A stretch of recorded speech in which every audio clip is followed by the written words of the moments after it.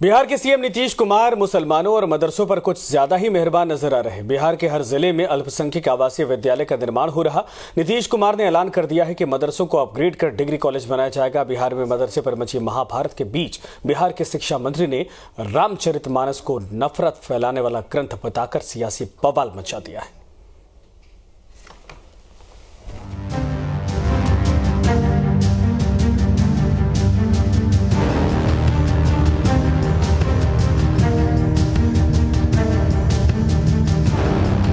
मदरसा का भी काम शुरू करवाए। आपको मालूम है कि पहले मदरसा किसी को मिलता था ये जो भी हो, इसको एक एक चीज की जानकारी हुई है। बिहार के सीएम नीतीश कुमार के मदरसों पर दिए गए इसी बयान से बिहार की सियासत में बवाल मचा है। क्या नीतीश कुमार बिहार के मदरसों में सीबीएसई और आईसीएसई बोर्ड की पढ़ाई शुरू करवाने वाले हैं? मदरसों पर मेहरबान बिहार के सीएम नीतीश कुमार। मदरसों में होगी सीबीएसई और आईसीएसई बोर्ड की पढ़ाई।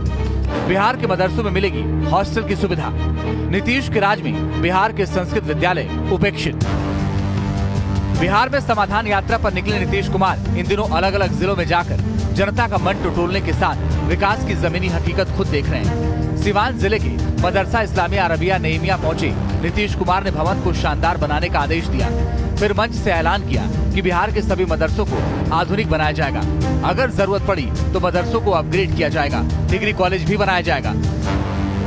का भी काम शुरू करवाए। आपको मालूम है कि पहले मदरसा किसी को मिलता था तो हम लोगों ने तो सब कुछ किया और कहा कि मदरसा की भी स्थिति करेंगे, उनका जहाँ पर भी उसको आगे और बढ़ाना होगा। अब पढ़ाई का जैसे जो पढ़ाते थे जितना, उससे ज्यादा और सब चीज भी पढ़ाएं। साइंस के बारे में, एक एक चीज के बारे में, हाँ, तो हर चीज के बारे में जो बताया गया तो उसी हिसाब से कर रहे थे। हमको अच्छा लगा।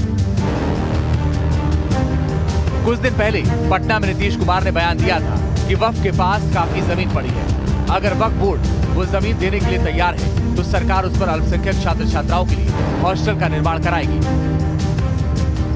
बिहार के मदरसों पर नीतीश कुमार की मेहरबानी के बाद अब बिहार के शिक्षा मंत्री चंद्रशेखर ने रामचरितमानस को नफरत फैलाने वाला ग्रंथ बताकर नया सियासी बवाल मचा दिया है।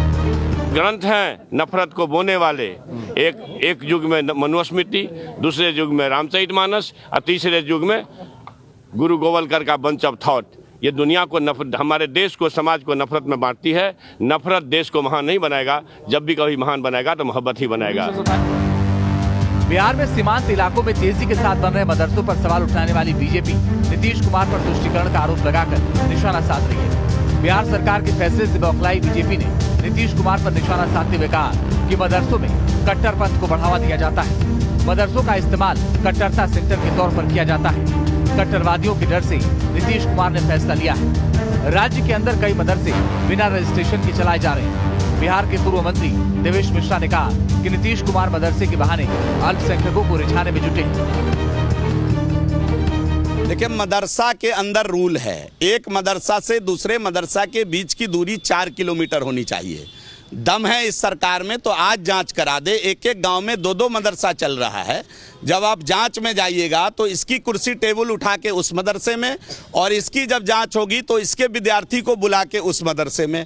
और एक नया ट्रेंड आया है, बनाते मदरसा बना करके सरकार के पैसे को लूट रहे हैं। तो ये बिहार के जनता के गाढ़ी कमाई का पैसा है। इस प्रकार से हराम में लुटाने की इजाजत कम से कम भारतीय जनता पार्टी नहीं दे सकती।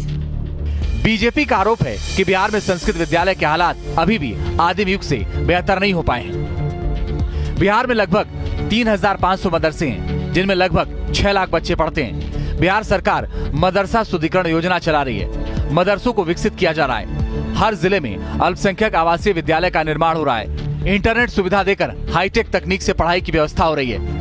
अल्पसंख्यक कल्याण विभाग ने 100 बेड की क्षमता वाले छात्रावास एवं कॉन्फ्रेंस हॉल का निर्माण, कंप्यूटर लैब, ई लाइब्रेरी की स्थापना को लेकर 28 करोड़ 61 लाख रुपए जारी किए हैं। नीतीश सरकार में शामिल राष्ट्रीय जनता दल ने नीतीश सरकार के फैसले की शिक्षा की बेहतरी के लिए जरूरी बताया है। देखिए, सराहनीय कदम है और माननीय मुख्यमंत्री जी अल्पसंख्यक समाज के जो शिक्षा है और जो शिक्षा का स्तर है उसको बेहतर बनाने की दिशा में लगातार आगे बढ़ रहे हैं और लगातार इस पर कार्य किया जा रहा है।